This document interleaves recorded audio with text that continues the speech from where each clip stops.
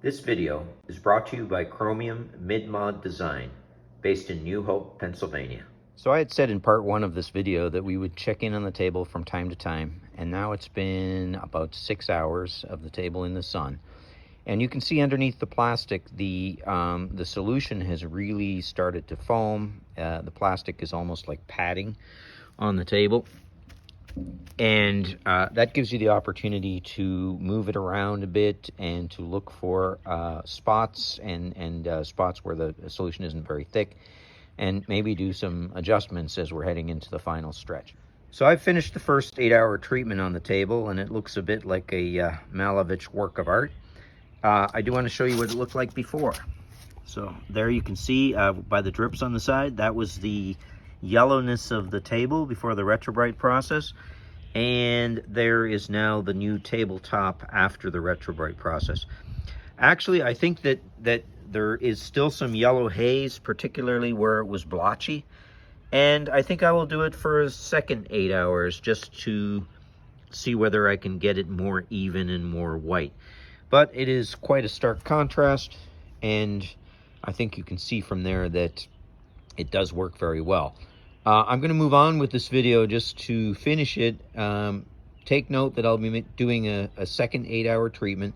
I'll do it at the same time as I do the sides of the legs and the backs of the legs, and that way I can get the table done all at once. So you've seen the retrobriting process, and you can see what it can do. I want to kind of recap the steps of the restoration of a plastic table, and this applies to any plastic piece, but let's look specifically at this table. First of all, you really want to complete the whitening process on all surfaces. We did about an 8-hour whitening step. If there are still marks, if it's not light enough, then you're going to want to continue, perhaps do a second 8-hour step or a second 8-hour treatment, and see where that gets you where you need to be. If there are cracks in the plastic, this is a problem. It is not easy to solve the cracks, and there are a lot of things that they're just not easy to hide. I've tried all kinds of putties. It's not an easy fix, but you can repair them with crazy glue gel, clamp them, masking tape them, hold the surfaces together as tightly as possible, and give it 24 hours before you start working anything. You want the gel to completely dry and set so that when you sand it, it doesn't blacken. Otherwise, it leaves a very obvious repair in the crack, and you can basically see the crack through the finish. If there are deep scratches, you can also try to fill these with crazy glue gel. I often just leave some of the deep scratches if they're not too bad. Because in the end, you don't really see a single scratch. It's more that you see abrasion on the surface. So then I like to wet sand the tabletop. I don't usually touch the sides or back or the legs at all once they're whitened. But the top is very obvious, and the finish is very important on it because you have to get that reflection. So I wet sand the tabletop with a 400 grit paper, sandpaper, to remove the scuffs and to try to even it all out. That takes a little bit of finesse, but you basically want to create a smooth surface.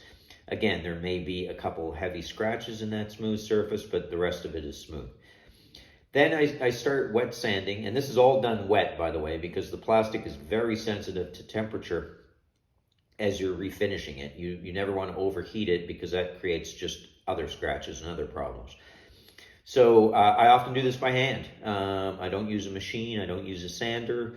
I just do it slowly. And I'll talk a little bit in the next section about the materials that I use to do this. So wet sand with 800 grit. That's again just to smooth out any ridges that are left from the 400.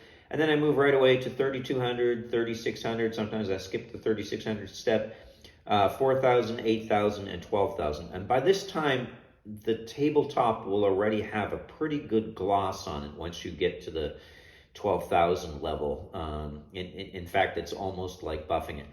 But then I go with a layer of Flitz Polish hand rub, and I basically rub it with the Flitz Polish and make sure that all the surfaces are covered and well polished.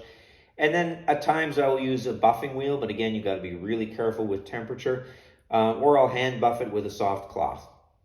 And what you end up with then is a shiny tabletop, comparable, if not better than the original.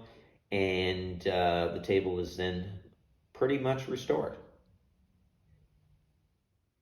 I'm going to highly recommend this set of micro finishing cloth abrasive pads. There's a set of 2x2 pads that start at 3200 grit and move on to 12,000 grit. You can see it on there: 3200, 3600, 4000, 6000, 8000, and 1200.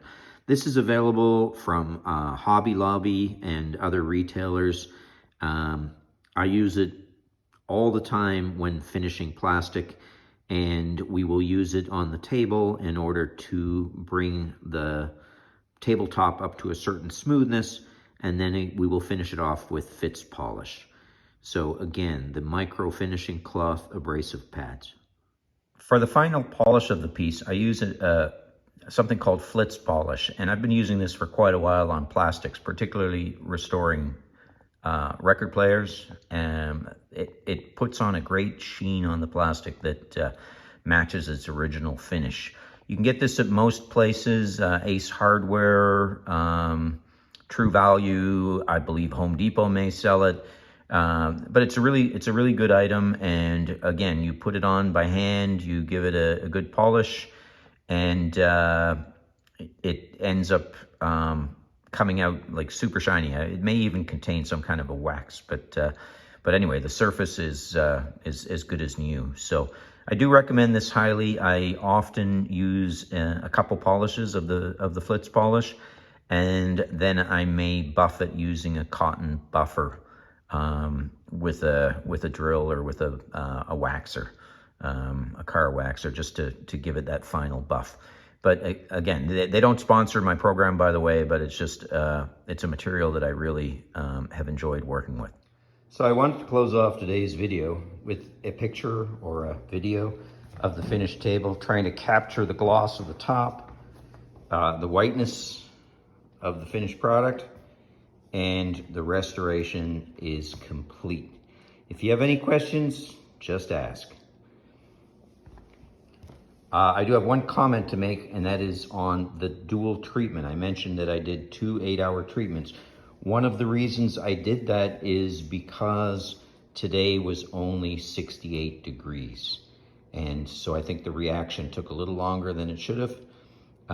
Generally, for every 10 degrees, the reaction speed doubles. So the 2 treatments were necessary. Anyway, this is the Parsons table. I wanted to close off the video. First of all, thank you for watching. And I wanted to mention that when you start your project, make sure that you wash your piece with soap and water, just to remove any surface dirt, oils, or any other grime. Thanks for watching. Eric from Chromium Mid-Mod Design.